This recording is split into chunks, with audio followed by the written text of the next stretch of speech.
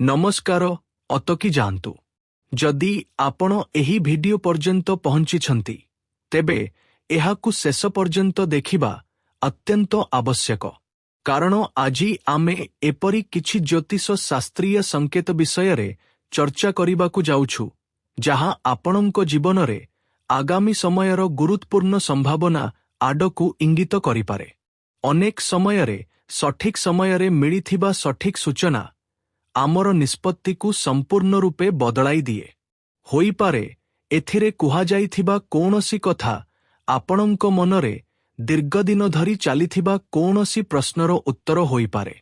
गत किछि दिन हेबो जदि आपण अनुभव करूछंती जे कठिन परिश्रम सत् आशानुरूप फल मिलु नाही, संपर्करे दूरता अनुभव हेउछि किंबा कोनोसी गुरुत्वपूर्ण काम अटकी रहिछि, तेबे आगकु कुहाजिबाकु थिबा कथागुड़िक आपणंक पाई बहुत उपयोगी होई पारे।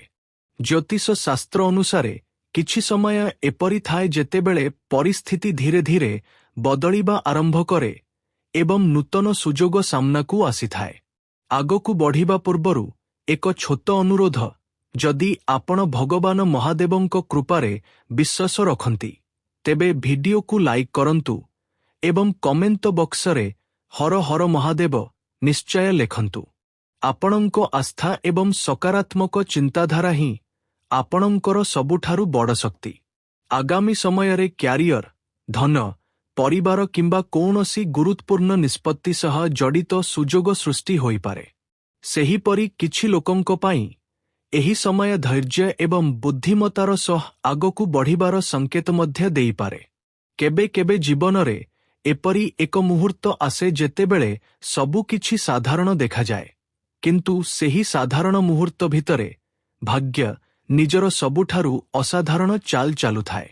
जदि आजी आपण एही भिडियो पर्यंत आसिछंती तेबे एहा केवल एक संजोग नुहे।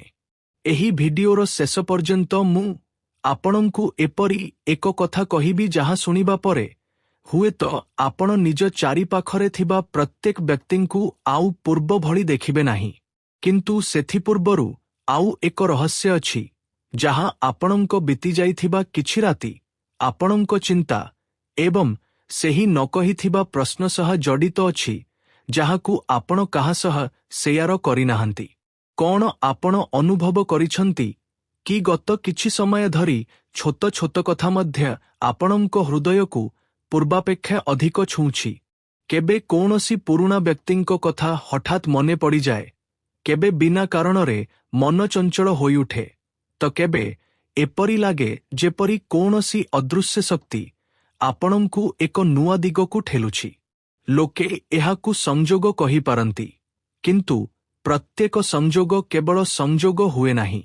किछि घटना सेही परिवर्तनर प्रथम संकेत होई थाए जहा एपर्यंत संपूर्ण रूपे सामनाकु आसी नाही। एही समयरे आपणंक भाग्यरे जेउ हलचल आरंभ होईछि तार सबुठारु बड़ प्रभाव एबे देखा जाउ नाही, ताहा भितरे भितरे आकार नेउछि। मोते जणे व्यक्तिंक कहानी मने पड़ुछि। अनेक वर्ष धरी से परिश्रम कले, लोकंक साथ देले, निज इच्छाकु त्याग कले, किंतु बदलरे से अनेक समयरे निराशा ही पाइले। धीरे धीरे से मानिनेले जे हुए तो तांको भाग्यरे केवल अपेक्षा ही लेखा अछि। दिने से बिना कोनोसी आशारे एक छोट निष्पत्ति नेले। तांकु निजकु मध्य जणा नथिला जे सेही निष्पत्ति आगामी मासरे तांको जीवनर सबुठारु बड़ मोड़ होइजिब। से परे केवल एतिकी कहिले, मोते लागुथिला सबु सरीगला, किंतु प्रकृत आरंभ तो सेठारु ही होइथिला। जदि एही कहानी सुनिबा बेले आपणंकु निज जीवनर झलक देखा जाउछि तेबे एहाकु हालुका भावे नियंतु नाही, कारण अनेक समयरे लोके अन्यर भावनाकु बुझु बुझु निजर पीडाकु लुचाई दियंती। बाहारु हसिबा सहज, किंतु भितरे केते झड़ चलिछि ताहा केही जानी पारंती नाही। केबे केबे जेतेबेले जीवन एक बड़ सफलता पाई बात तियारी करुथाए, सेतेबेले प्रथमे पुरुणा सहारा दुर्बल होई जाए। संपर्कर सत्यता सामनाकु आसीथाए। किछि लोक दूरेई जांती, किछि सुजोग हातरू खसी जाउथिबा भଳି लागे। ସେହି ସମୟରେ ଲାଗେ ଯେପରି ସବୁକିଛି ଭାଙ୍ଗି ଯାଉଛି, କିନ୍ତୁ ପ୍ରକୃତରେ ଏକ ନୂଆ ଭିତ୍ତିଭୂମି ପ୍ରସ୍ତୁତ ହେଉଥାଏ। ଏବେ ତୈୟ ସଂକେତ ଦେଖନ୍ତୁ। ଗତ କିଛି ଦିନ ମଧ୍ୟରେ ଆପଣଙ୍କ ଚାରିପାଖରେ ଥିବା ଏପରି ଜଣେ ବ୍ୟକ୍ତିଙ୍କ ବ୍ୟବହାର ବଦଳିଛି, ଯାହାଙ୍କ ଉପରେ ଆପଣ ଦୀର୍ଘଦିନ ଧରି ଭରସା କରିଥିଲେ। ସେ କିଛି କହିଥାନ୍ତୁ ବା ନଥାନ୍ତୁ, କିନ୍ତୁ ତାଙ୍କ ବ୍ୟବହାର ଆପଣଙ୍କ ମନରେ ଏକ ପ୍ରଶ୍ନ ନିଶ୍ଚୟ ଛାଡ଼ିଛି। ଏହି ପରିବର୍ତ୍ତନ ବୃଥା ନୁହେଁ। ଅନେକ ସମୟରେ ଈଶ୍ୱର ଉତ୍ତର ଶବ୍ଦରେ ନୁହେଁ, ବରଂ ଲୋକଙ୍କ ବଦଳୁଥିବା ବ୍ୟବହାର ମାଧ୍ୟମରେ ଦେଇଥାନ୍ତି। ଯଦି ଲଗାତାର କିଛି ଦିନ ହେବ ଗୋଟିଏ କଥା ବାରମ୍ବାର ଆପଣଙ୍କ ସାମ୍ନାରେ ଅଲଗା ଅଲଗା ରୂପରେ ଆସୁଛି, କୌଣସି ପୁରୁଣା ସ୍ମୃତି, ଅଧୁରା ସ୍ୱପ୍ନ, ଭୁଲି ଯାଇଥିବା ଲକ୍ଷ୍ୟ କିମ୍ବା କୌଣସି ବିଶେଷ ସ୍ଥାନର କଥା, ତେବେ ଏହାକୁ କେବଳ କଳ୍ପନା ବୋଲି ଭାବନ୍ତୁ ନାହିଁ। ଅନେକ ସମୟରେ ଭବିଷ୍ୟତ ପ୍ରଥମେ ଚିନ୍ତା ଭାବେ ଆସେ, ତାପରେ ସୁଯୋଗ ବନେ ଏବଂ ଶେଷରେ ବାସ୍ତବତା ହୁଏ। ଏଠାରେ ଅଧିକାଂଶ ଲୋକ ସବୁଠାରୁ ବଡ଼ ଭୁଲ କରିଥାନ୍ତି। ସେମାନେ ଭୟରେ ସେହି ସଂକେତକୁ ଅଣଦେଖା କରନ୍ତି। ପରେ ସେହି ସୁଯୋଗ ଅନ୍ୟ କାହା ପାଖକୁ ଚାଲିଯାଏ। କିନ୍ତୁ ଏହି ସମୟରେ ଯେଉଁ ଶକ୍ତି ବଢ଼ୁଛି, ତାହା କହୁଛି ଯେ ଏଥର ନିଷ୍ପତ୍ତି ହୃଦୟ ଏବଂ ଧୈର୍ଯ୍ୟ ଦୁହିଁଙ୍କ ସହ ନେବାକୁ ପଡ଼ିବ। ଏବେ ତୃତୀୟ ରହସ୍ୟ ଆଡ଼କୁ ଯିବା। ଏହା ଏପରି ଏକ ଘଟଣା ସହ ଜଡ଼ିତ ଯାହା ବହୁତ ଶୀଘ୍ର ଆପଣଙ୍କ ସାମ୍ନାକୁ ଆସିବ। କେବେ କେବେ ମଣିଷ ଭାବେ ଯେ ତାର ସବୁଠାରୁ ବଡ଼ ହାର ସେଇଟି ଯାହା ତାକୁ ସବୁଠାରୁ ଅଧିକ କନ୍ଦାଇଛି, କିନ୍ତୁ ସମୟ ବିତିବା ପରେ ସେ ଅନୁଭବ କରେ ଯେ ସେହି ହାର ହିଁ ତାକୁ ସେହି ବାଟରେ ଆଣିଲା ଯେଉଁଠି ତାର ପ୍ରକୃତ ଭାଗ୍ୟ ଅପେକ୍ଷା କରିଥିଲା।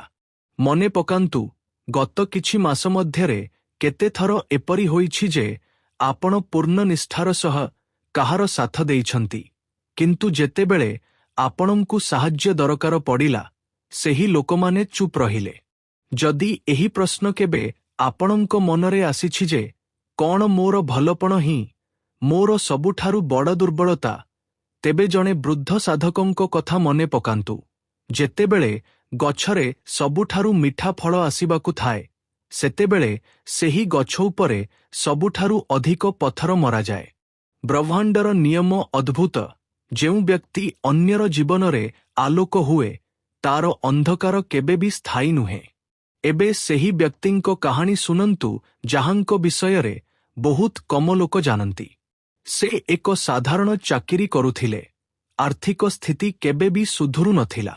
ଦିନେ ସେ ଅନୁଭବ କଲେ ଯେ ଯେଉଁ ସୁଯୋଗକୁ ସେ ଛୋଟ ଭାବି ଛାଡ଼ି ଦେଉଥିଲେ, ତାହା ଧୀରେ ଧୀରେ ବଡ଼ ସୁଯୋଗର ରୂପ ନେଇପାରେ।